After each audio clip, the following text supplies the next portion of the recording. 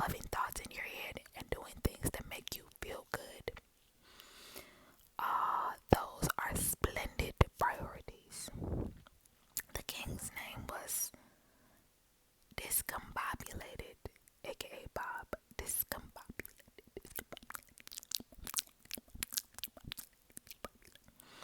A name that took much, too much time to say, so everyone called him King Bob.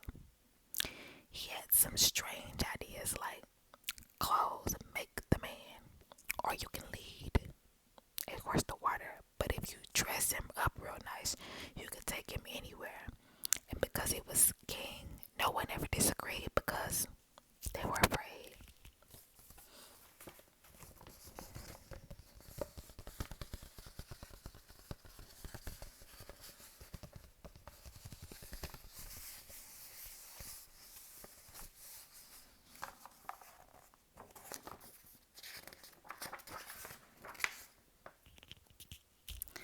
The king loved clothes, especially fancy new clothes. He would sometimes change his clothing 6 times a day. Oh, how he loved to show them off to everyone. You'd think a king would have something better to do.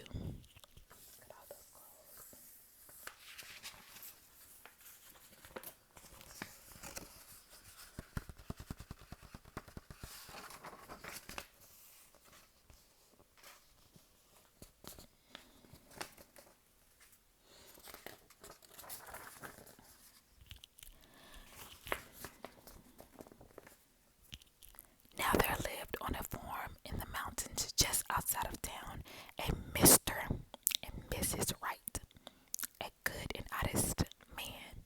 His name, a good and honest man, and his good and honest wife.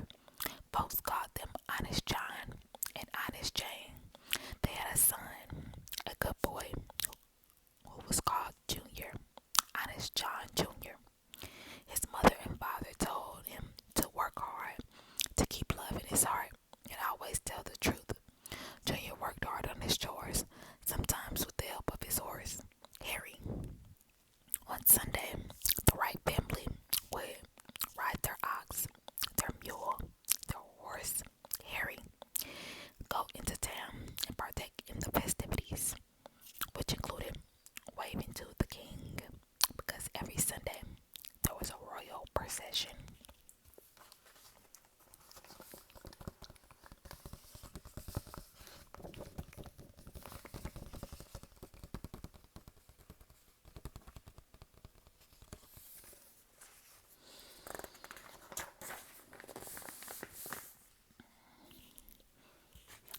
Every come Sunday, come Willie or Nilly, Willie Nilly.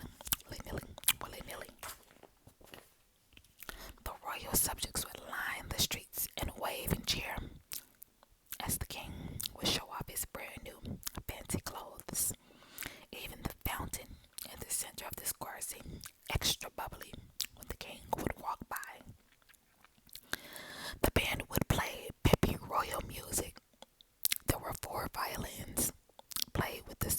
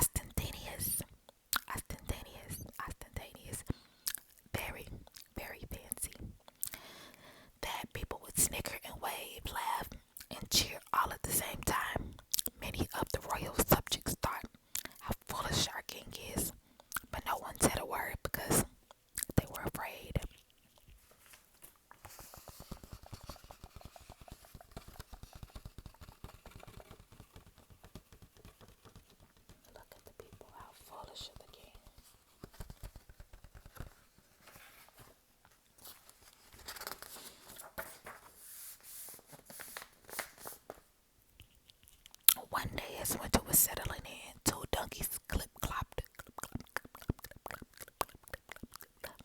their way into town. One of the donkeys were two out of work tailors. On the donkeys, on the donkeys were two out of work tailors. Wear and tear, wear and tear, wear and tear. Knieve were possibly two of the most dishonest brothers in the whole world. They took advantage of people wherever and whenever they could. They were what we call kind men. They like to pretend. They'd pretend to be kind. They were not. They'd pretend to be caring. They were not.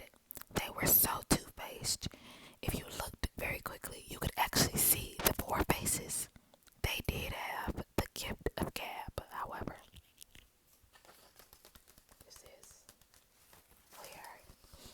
wear and tear, and their four faces. Wear and tear in their four faces. Can you see them?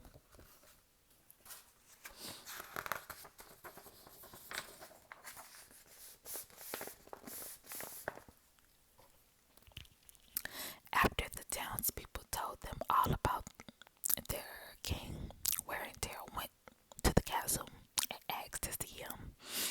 They told him they could weave a magical cloth made with gold and silver threads, laced with diamonds, rubies, and emeralds, and that in Europe this magical cloth was all the rage. Very chic, very posh, very in, and that only the pure part could see this magic cloth. See, I told you they liked to pretend. Can you imagine anyone believing such a thing? The king thought, gold, silver, diamonds, all the rage, chic, posh, in, that's for me. And since I must be pure of heart, I'm sure to see the cloth.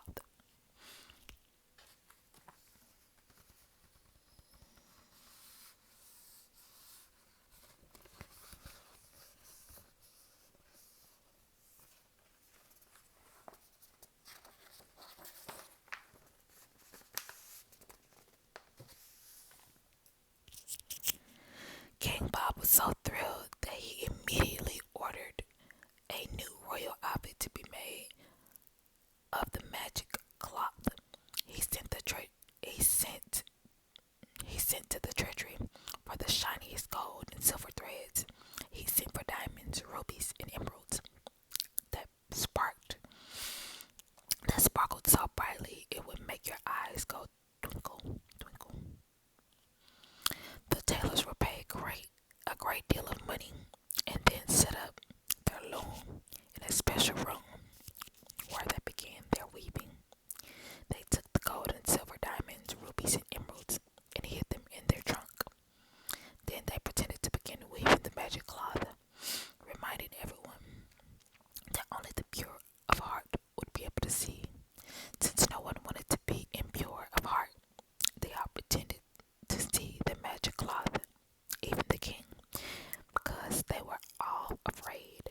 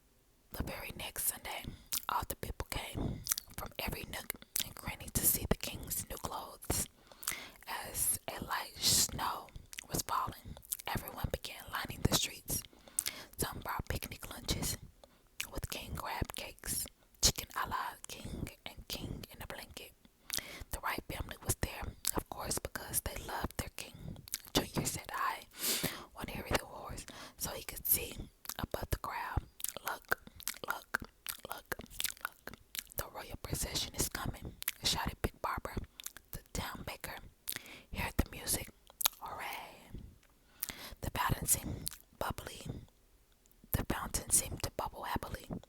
Even the clouds seemed to be smiling. Boom, boom, listen. Here comes the band, cried Carlos.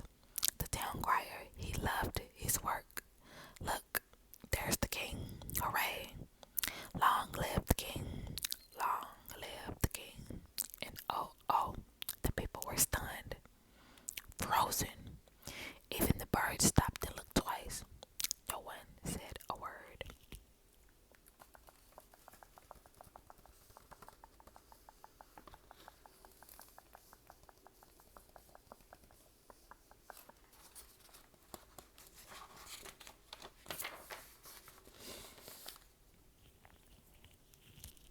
When honest John Jr. saw the king, he rubbed his eyes and looked again. The king is naked, he said. The king has no clothes on. Everyone gasped. Grandma Susa fainted. About 12 people said, "Oh my goodness."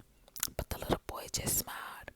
He had told the truth, and he was not afraid. "What did you say?" asked the king. Just then, Walter the wise man by the side of the road said, "Out of the mouths of babes oftentimes comes truth."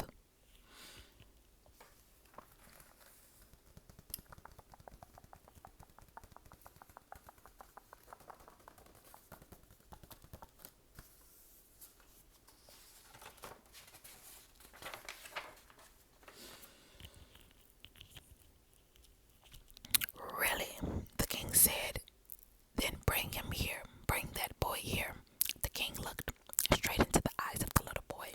"Do you like my new magical royal robes?" "What robes?" said Junior. The king straightened up. Ah, choo, he sneezed, waking up Grandma Susa. "God bless you, your majesty," said the little boy. "Oh yes, repeat it all the time. God bless you, your majesty." The king was just about to sneeze again when the boy said, "Here, your majesty, please take this horse blanket. It'll keep you nice and warm." And because he liked the king so much, Junior took off Harry's old straw hat, formed it into a crown, and placed it on the king's gold head. The king, now covered by Harry the horse's hairy blanket, said, "You mean it took the innocence of this honest boy to make me understand how foolish I was, pretending to see the magic cloth. Did anyone use did any of you see the magic cloth?" Everyone shook their head. "No."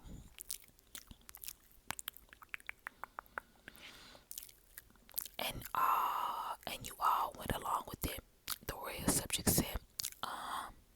And I was naked all the time. Uh, and you all knew it. You all could see. Uh, I thought I felt the draft," cried the king. Silly king.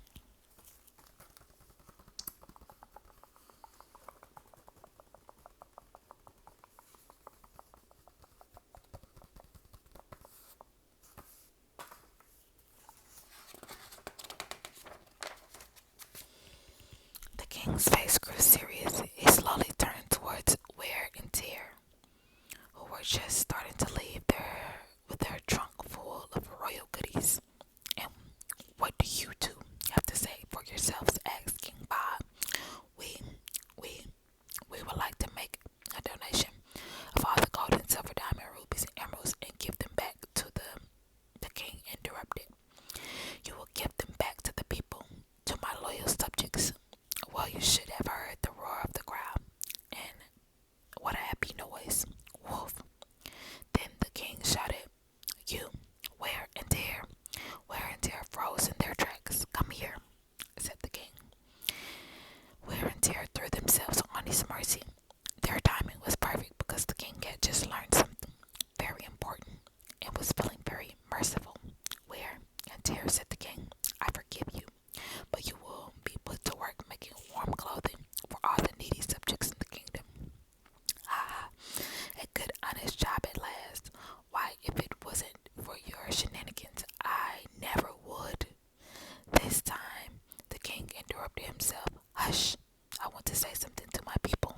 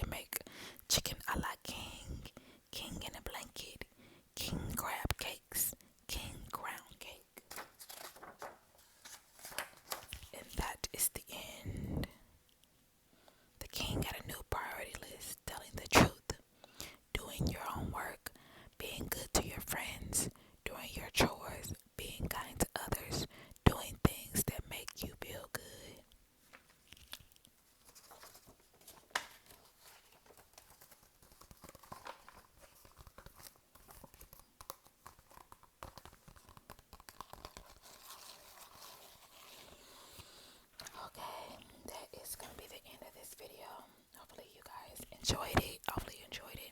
If you want me to read any more books or if there's any